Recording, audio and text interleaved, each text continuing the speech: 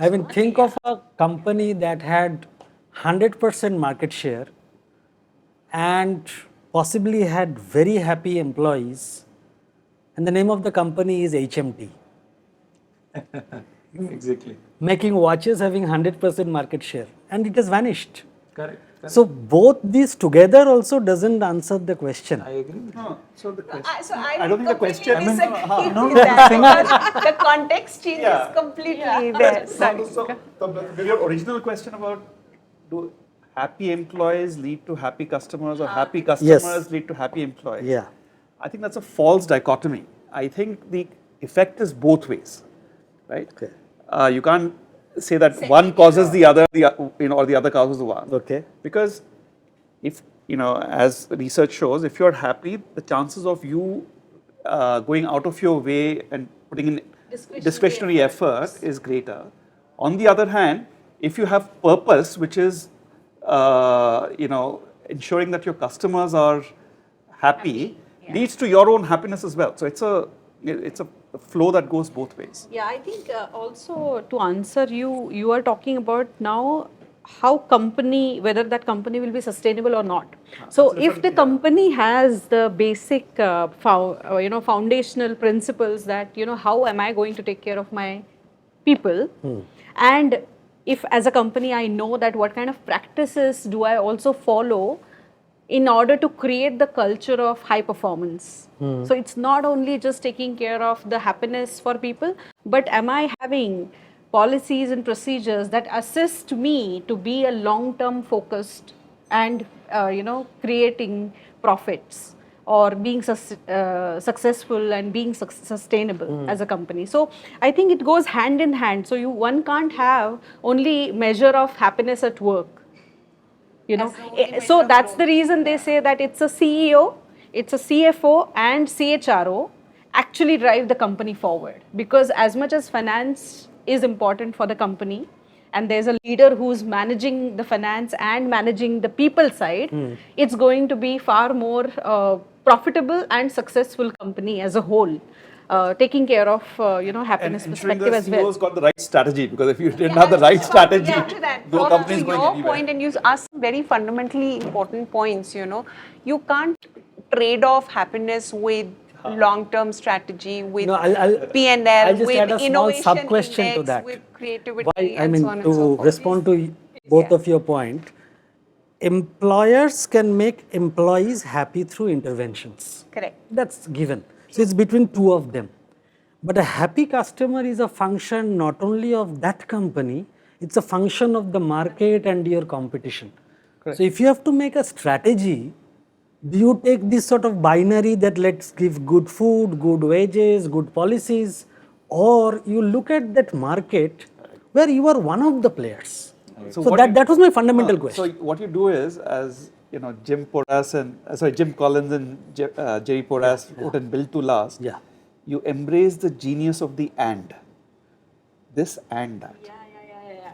Oh, wow, that's well said. I like that, yeah. And very nice, very nice. And in Built to Last, again, Jim Collins says that it's the culture which will eventually decide, and the culture comes from its leaders, not only setting the right example, walking the talk, as you said, but striving over and beyond to build purpose and meaning into employees' everyday work. So I think we have to do both. It can't be either or. I just want to give a rejoinder to both that. and. So if you look at the companies that he studied, Built to Last was, we read, or all of us we read when in B school, most of those companies have done extremely badly now when you look at their result.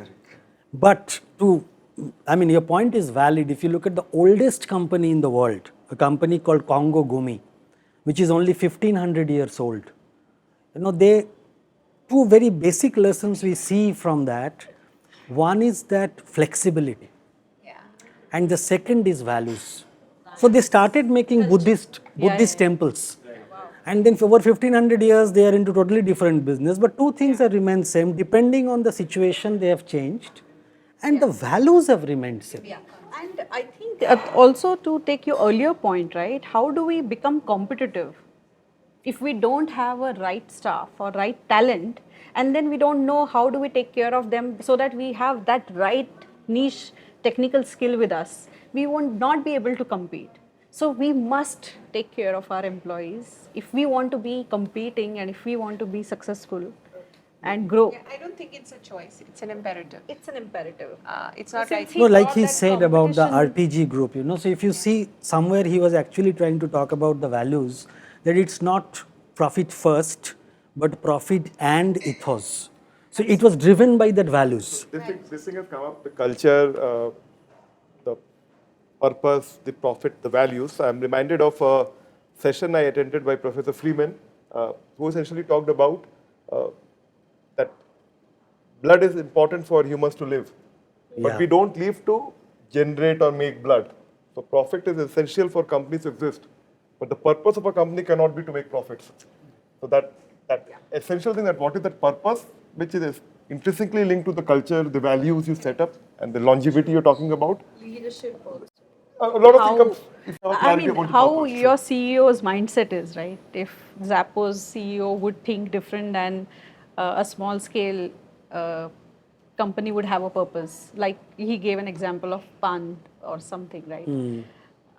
So, So good. I don't know about you, but I'm very happy with today's conversation. I Yeah, think. we had a very I good. think we did discuss why happiness is important. Yes. The question is how and what measure. what do what that? can we do? I would strongly recommend, really, if you're trying to find that answer, there's a very renowned professor, and I think you must be knowing his name, Telban Shahar, right? He runs a course in Stanford on happiness, Yeah. and till date, it is one of the most subscribed courses in that institution.